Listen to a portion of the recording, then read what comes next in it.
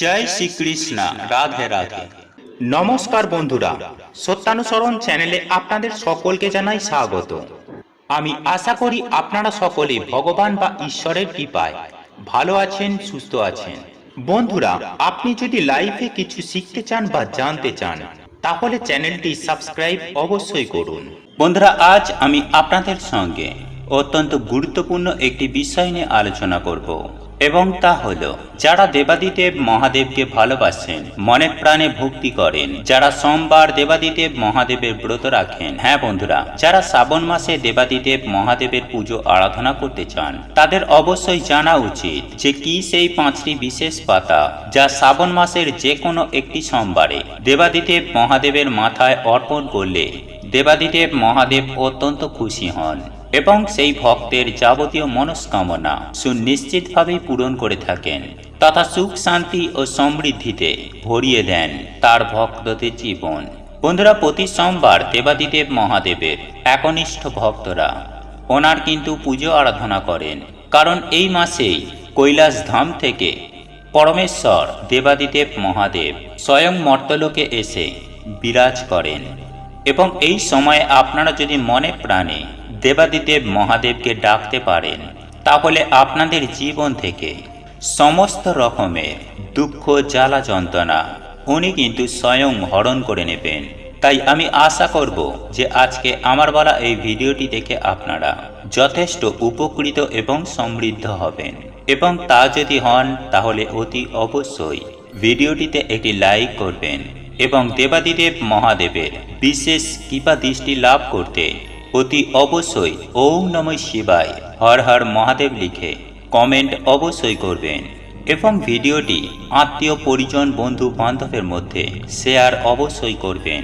বিশেষ করে যারা শিব পূজা ও ব্রত করতে চান তাদের উদ্দেশ্যে অতি অবশ্যই এই ভিডিওটি শেয়ার করবেন, যাতে করে এই বিষয়গুলি সম্পর্কে তারাও অবগত হতে পারে।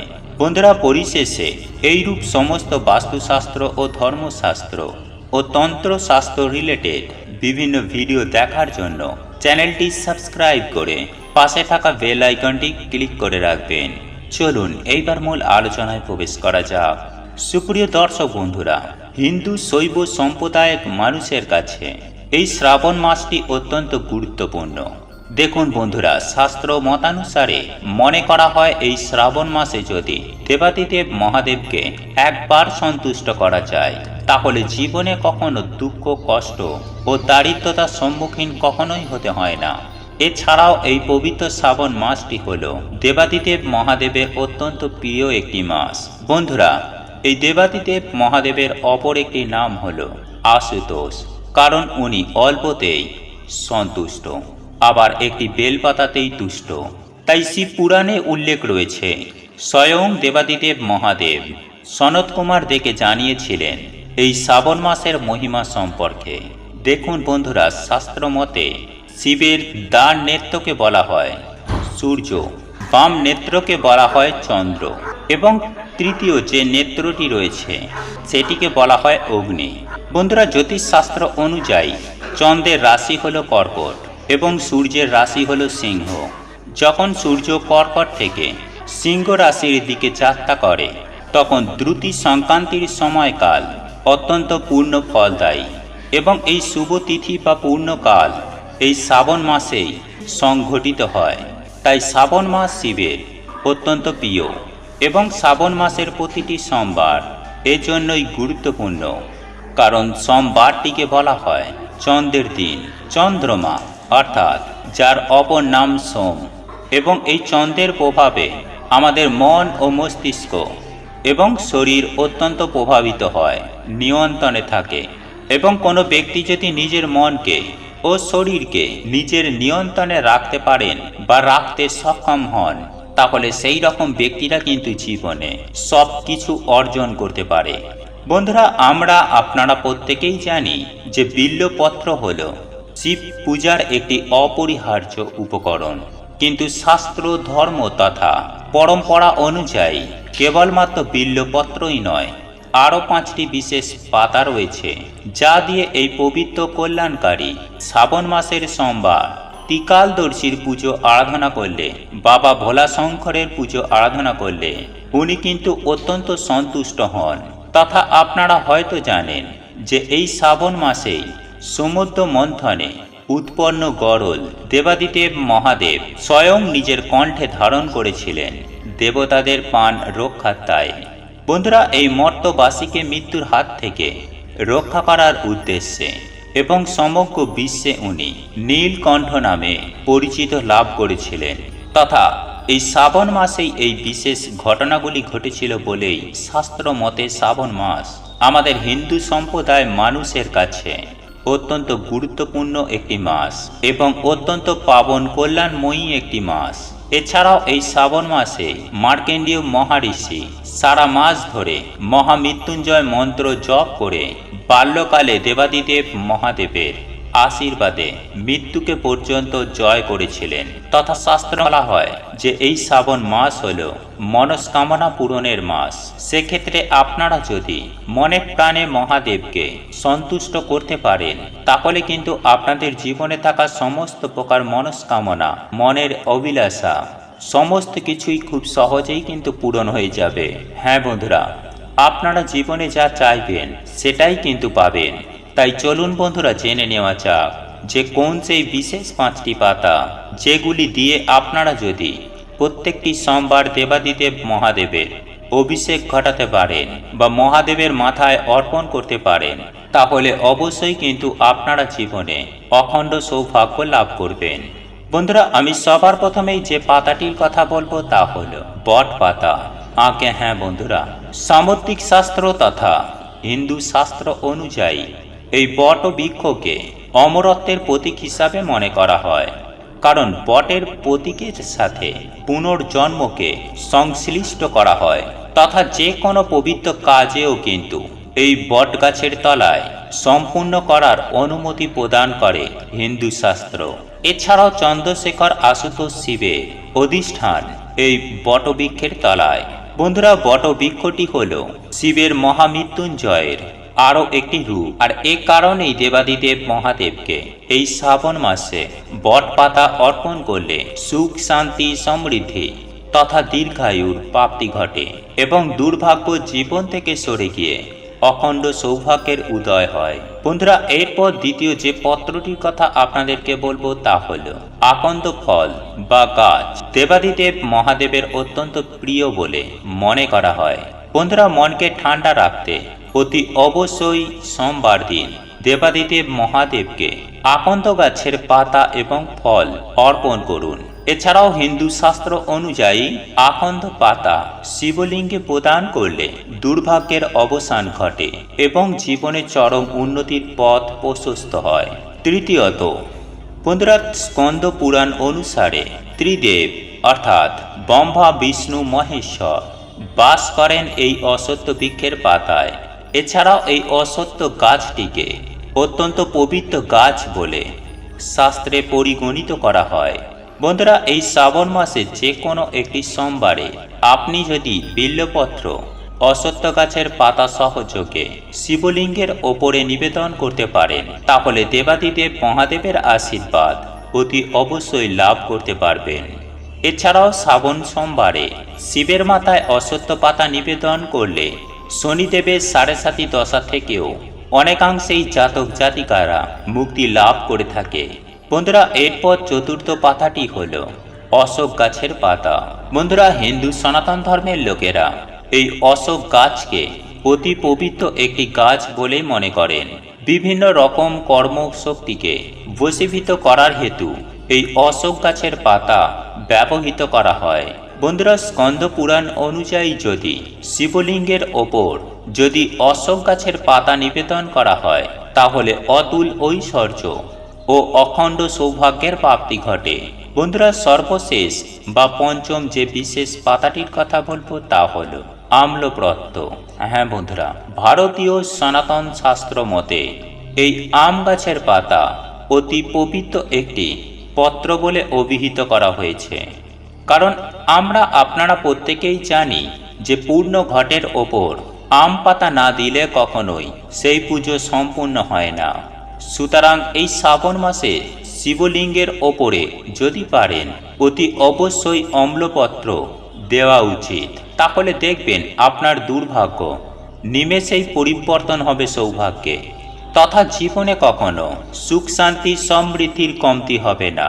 যাই হোক বন্ধুরা, এরপর আমরা জেনে নেব যে আপনারা কিভাবে শিবলিঙ্গের ওপর এই পাতাগুলিকে অর্পণ করবেন, কোন কোন নিয়মে সেই সম্পর্কে।